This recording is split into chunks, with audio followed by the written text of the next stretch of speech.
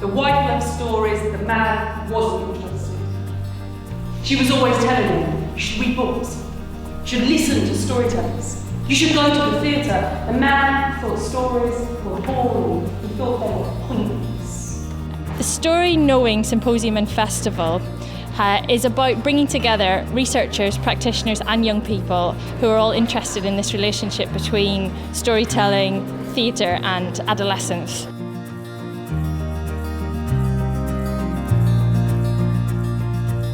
What's interesting about this event is between the university and the theatre, I suppose, is that we have both academics and professional practitioners who are coming together around the similar themes and shared interests from different perspectives. So it gives an opportunity for bridging what can sometimes be divides between theory and practice, between university and theatres or venues and so on.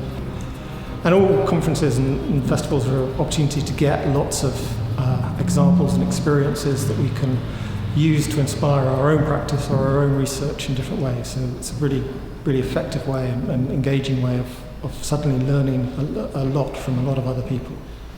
We've had a lot of practitioner voices at the symposium, people who've got years and decades of experience working with exactly this age group.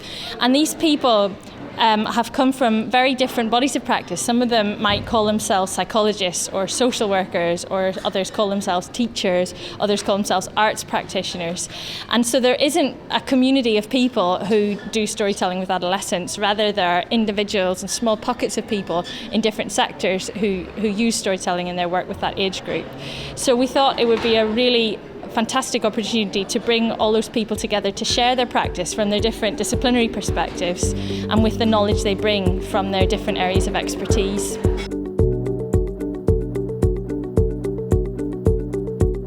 seems to me always that theatre and storytelling were just two sides of the same coin, if you want to put it that way. I always thought that theatre had always got a kind of narrative or story element to it. And I always thought that story had got something about performance and theatre in it. And storytelling was about performance and story was about drama. I've heard a myriad of different stories and played with stories. We've been talking about stories, but at no point have I really been able to put my finger on, yes, that's what a young person's story is, or that's only for young people. You're isolated, not completely human. They tell you you're different because you no longer have the one thing you're always with when you're alone. Also, you notice that as soon as adults start playing around with stories, they revert back to being like children, and we openly talk about how that's the best thing about being told a story, is that it feels like you're a child again. So I'm thinking about what story knowing with young people really means, and is it just that young people are suddenly a part of the conversation?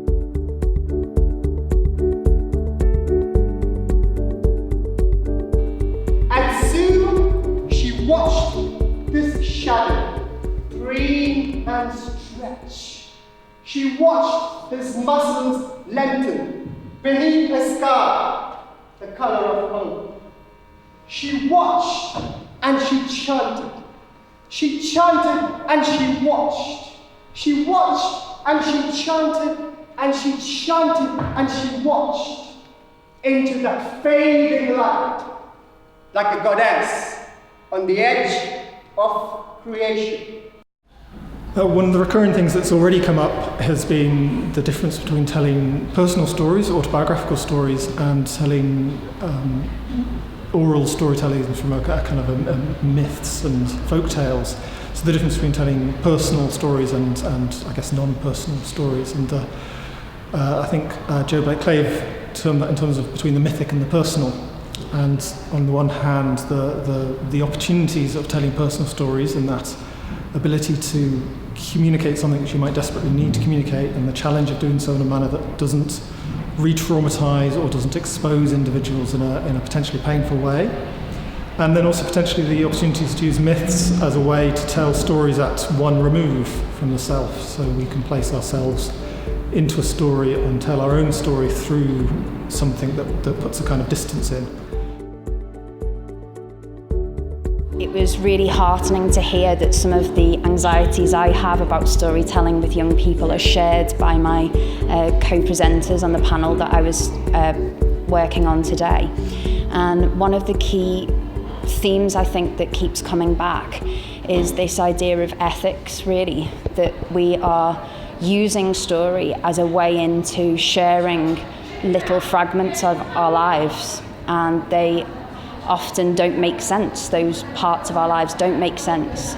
And I think the aesthetics of theatre and the structure of story gives it some meaning, even if it's just for a temporary time, even if it's just for that moment. We're trying to give meaning to our lives. I think that's why I tell stories with my friends. If you have an embarrassing incident, you'll say, "Oh, you'll never guess what happened to me today." I'll go to the safe zone. I wrapped my arms around the cold metal and I swung from side to side, side to side, like I did almost every single day. Apart from this day, she ran past me and pushed me with her tiny pink fingernailed hands and bam! So I guess in our education work, when we're doing that in more formal ways, we're trying to give a space, create a space for people to be listened to listen to each other, to share. And I think that was something that really resonated for me this morning, that we want to share stories, and not just in a superficial, individualistic way about listen to me and let's see how many likes I can get, but to genuinely learn from each other and find new ways of being together. So I feel hopeful about what storytelling can do, but also mindful of its potential risks and dangers. We are telling old folk tales from around the world, myths that have been told time and time again.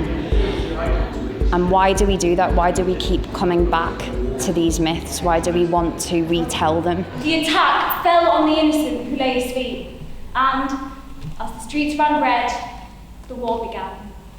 Without any leader, the Trojans did what they could. Some ran, some hid, others armed themselves with what little they had. One thing that I would say has been really important for my students, they're an international group, so they're very diverse in their cultural and ethnic background.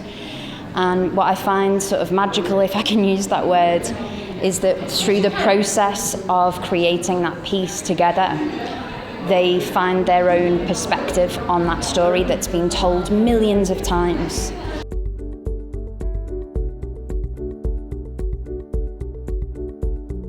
As a young storyteller, there are so many voices telling me what is good storytelling, what is bad storytelling, and who can be a storyteller. And then when you tell someone that you are a storyteller, they say to you, "That's amazing, that's the most incredible job. I want that job." And you think to yourself, no, it isn't. It's such a privilege, it is an amazing job. But then the day-to-day of being a storyteller, which is, for me, day-to-day process of reassessing what story is. And when I'm working with young people or with adults or with children, what story can be for contemporary societies.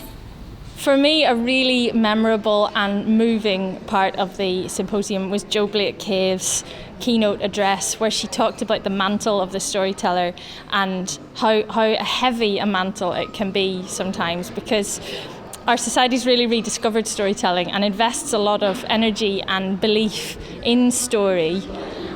And yet, story means a lot of things to a lot of different people. And it's a word that gets tussled over and can be used to fulfill a lot of different agendas. And what she was talking about was the need to cast off a lot of that baggage and allow young people to reinvent for themselves what story is for their generation. Not burdening them with too much baggage, but putting all of those riches of our culture at their disposal for them to use in finding their own form of storytelling.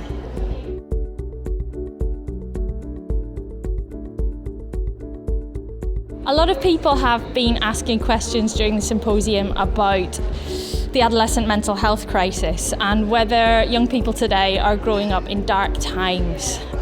Whether that in itself is just another story that we're putting onto them, or whether there really is something different going on now that previous generations, even people my age, didn't have to contend with.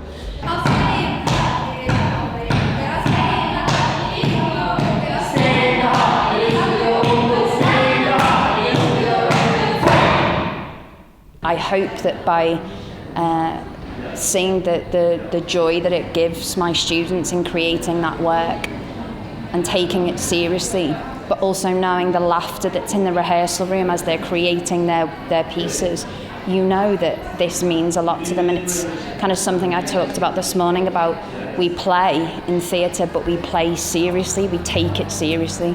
So I hope that's something that we can bring with storytelling. I think it's been really good to be around so many other people who are really passionate about storytelling, both in terms of performance, in the kind of real performative tradition and in the sort of folk tradition, you know, kind of everyone's a storyteller, but also people who are really working with it in terms of applied storytelling, so working with it in different contexts, particularly sort of mental health settings, with people with disabilities and learning difficulties, people that, you know, various different kind of marginalised groups, and this kind of work is being used, and that's just really inspiring to get all those people in the same room and to sort of share practice and share thoughts. One of the storytellers that was speaking gave this an incredible metaphor about how every time you tell a story, you are mining into yourself, and you're giving away the story and you're giving it to the audience, and that unless you have something to refill yourself, then very quickly you become hollow, and this becomes an exhausting experience. And I think that goes a lot. That also includes other artists and other community members, social workers, or people working with young people and young people themselves. You need something to replenish yourself, and that's one of the greatest things about a symposium, is that people come together and you think and you play and you're part of a collective for an entire weekend, which is so replenishing. And then hopefully you take it back to wherever you've come from across the country, and you feed all that energy, those new thoughts, back into your workplace, back into your community, back into your own artwork. That is what I'm talking about. That is what happens when you really